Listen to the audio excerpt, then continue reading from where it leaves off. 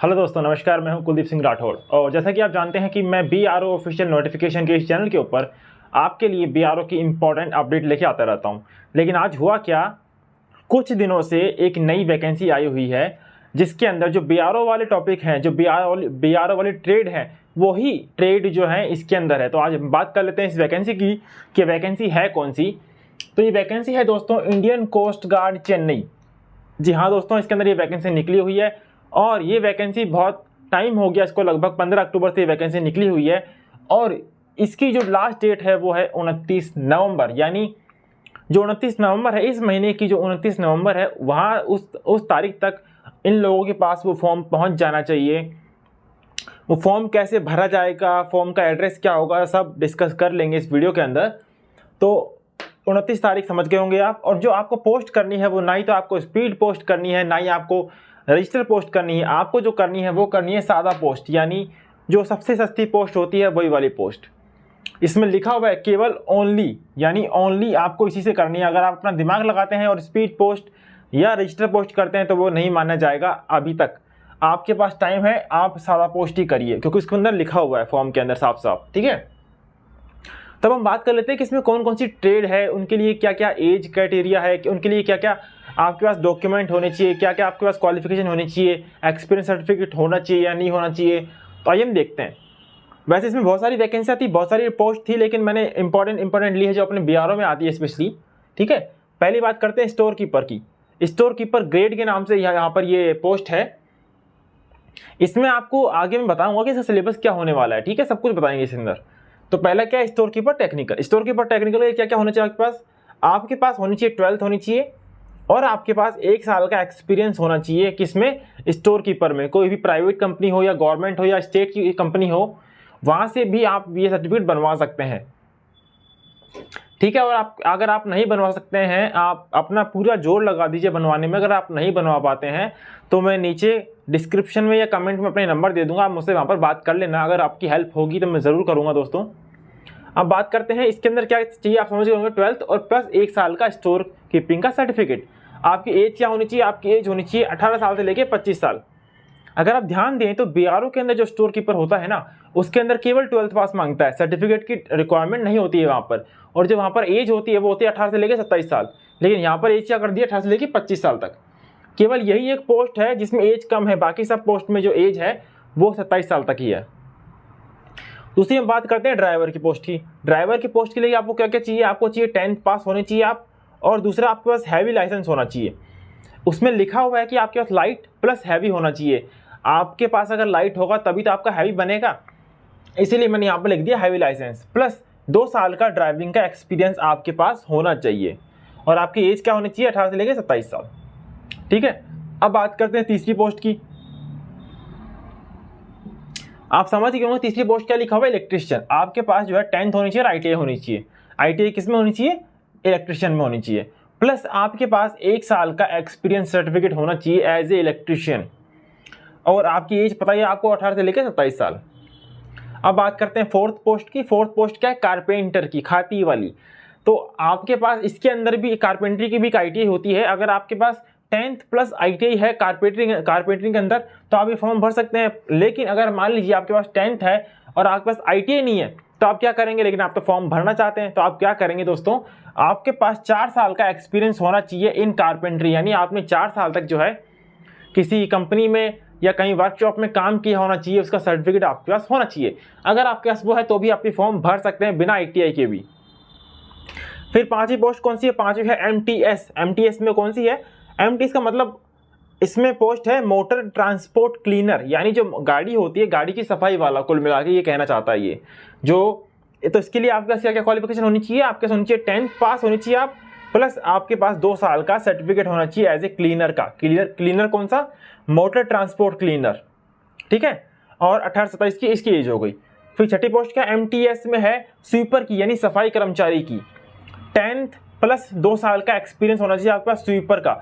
दोस्तों इस जो पोस्ट है ये वाली कोस्ट गार्ड के अंदर, इसके अंदर एक्सपीरियंस सर्टिफिकेट जो है वो बहुत ज़्यादा मेन रोल प्ले कर रहे हैं, क्योंकि आपको पता है सब में 10th है, 10th सबके पास होती है। जिसके पास सर्टिफिकेट होगा उसी का एडमिट कार्ड आएगा।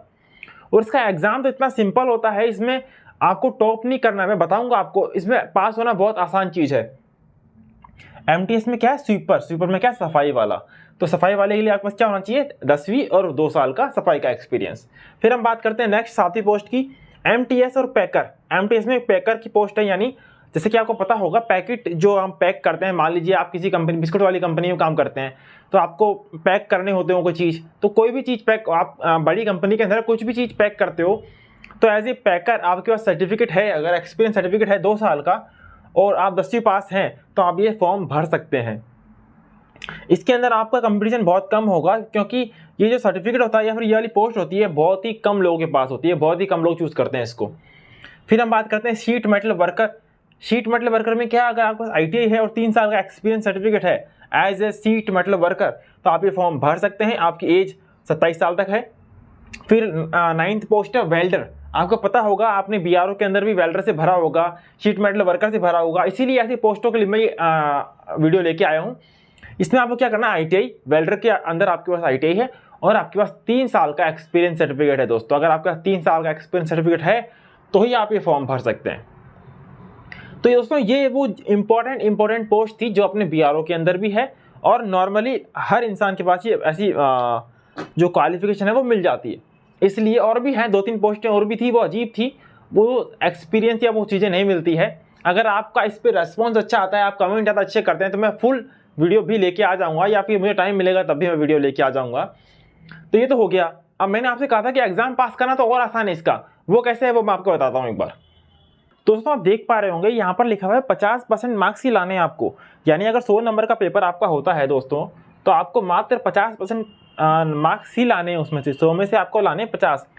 तो आपको जो है नेक्स्ट ट्रेड टेस्ट के लिए बुला लिया जाएगा। मतलब इसके अंदर अगर आप 50% मार्क्स लाते हो तो आप इसका जो रिटन टेस्ट है दोस्तों उसका डर आपको निकाल दो, फिर आपको केवल ट्रेड टेस्ट में पास होना है, तो आप पास हो गए तो आपको जॉब मिल जाएगी।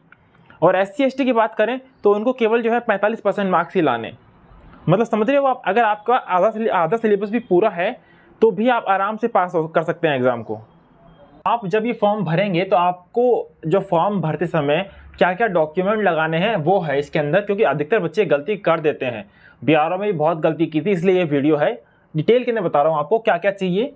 आपको चाहिए एक photo ID proof. Photo ID proof normally हम क्या रखते हैं, आधार कार्ड रखते हैं या ड्राइविंग लाइसेंस रखते हैं या वोटर आईडी कार्ड रखते हैं। इन तीनों में से कोई सी भी चीज़ आप एक उसकी फ़ोटो कॉपी ज़रूर लगाइए। आपको 10th की मार्कशीट लगानी है, इसकी फ़ोटो कॉपी लगानी है, मतलब इन सबकी फ़ोटो कॉपी लगानी है। 10th की मार्कशीट की फ़ोटो कॉपी लगानी है, अगर कोई वैकेंसी जो पोस्ट है वो 12th पे है तो 12th की फ़ोटो कॉपी लगानी है, या फिर ITI तो ITI की फ़ोटो कॉपी लगानी है। फिर आपको कास्ट का सर्टिफिकेट लगाना है। कास्ट मतलब आपकी जो जाति है, EWS, OBC, SC, ST, उसका लेटेस्ट सर्टिफिकेट जो आपका नया सर्टिफिकेट है वो लगाना है आपको। किसका, सेंटर का। मैं बार बार नहीं बताऊंगा आपको, सेंटर का लगाना है। आपको एक्सपीरियंस सर्टिफिकेट जो भी मांगा है, 1 साल 2 साल 3 साल, सॉरी जो भी मांगा है आपसे, उसकी फ़ोटो को भी लगानी है। आपको दो फोटो, अपनी जो भी फोटो है, जैसे फॉर्म में तो आप फोटो चिपकाएंगे, लेकिन आपको 2 एक्स्ट्रा फोटो जो है उसके अंदर लिफाफे के अंदर डाल देनी है। और अंदर वाला एक लिफाफा, खाली लिफाफा लेना है आपको। खाली लिफाफा, एक तो होता है बाहर वाला लिफाफा जिस पे आप भेजेंगे, जिसके अंदर सब कुछ लिखेंगे, और जो एक होता है अंदर लिफाफा डालेंगे जिसके अंदर आपका एडमिट कार्ड आएगा। तो उसमें आप क्या करेंगे, उसमें आप जो है अंदर वाले लिफाफे पर उसको आप खाली छोड़ देंगे, अंदर से उसको नहीं चिपकाना नहीं है, बस उसको अंदर खाली छोड़ दिया, जैसे लिया आपने दुकान वाले से, उसको वैसा ही रख देना है। उसमें क्या करना है, बस अपना पता लिख देना है और उस पर 50 रुपये की डाक टिकट चिपका देनी है। जहाँ पर आप पोस्ट ऑफिस जाएंगे वहाँ पर 50 रुपये की डाक टिकट लेनी है, उसमें चिपका देनी है और अपना एड्रेस लिख देना है और फॉर्म के अंदर डाल देना है और उसको पोस्ट कर देना है। पोस्ट कैसा, सादा पोस्ट, ठीक है। ये तो हो गया कि आप ये आप आई होप आप देख लेंगे, इसका फोटो ले लेना, आप देख लेना अच्छी तरीके से। ये तो हो गया कि आपको ये भेजना है। अब आपको भेजना कहाँ पर है, वो एड्रेस कौन सा है आपका। आपको जो भेजना है वो एड्रेस है to the commander, coast guard region east, near Napier bridge, fort stadium George, PO post office है चेन्नई 600009, ये पिन कोड नंबर हो गया। तो आपको इस एड्रेस के ऊपर भेजना है। मुझे पता है ये राइटिंग इतनी अच्छी नहीं है, स्पेलिंग में आपको दिक्कत आ सकती है, इसलिए इसका स्क्रीनशॉट लेके मैं यहाँ पर लगा दूंगा, आप देख रहे होंगे इसको। अब हाँ दोस्तों, ये तो हो गया कि आपको फॉर्म कहाँ भेजना है, कैसे भेजना है। अब बात कर लेते हैं कि आपको जो फॉर्म है जिस पर आप भर के भेजेंगे इसको, आपको कहाँ मिलेगा। तो उसका जो लिंक है वो मैं नीचे डिस्क्रिप्शन में दे दूंगा, आप वहाँ से क्लिक करके इसको डाउनलोड कर सकते हैं। और दूसरा, अगर आप इसको फॉर्म को कैसे भरें, अगर आप ये इसका वीडियो चाहते हैं इसका, तो प्लीज़ मुझे कमेंट में बताइए, मैं इसका वीडियो बना दूंगा। अगर आपके कमेंट अच्छा है, इस वीडियो पर लाइक मुझे अच्छे मिले, तो मैं इस फॉर्म को कैसे भरें उसका वीडियो ज़रूर लेके आऊँगा। चलिए मिलते हैं अगले वीडियो में, धन्यवाद।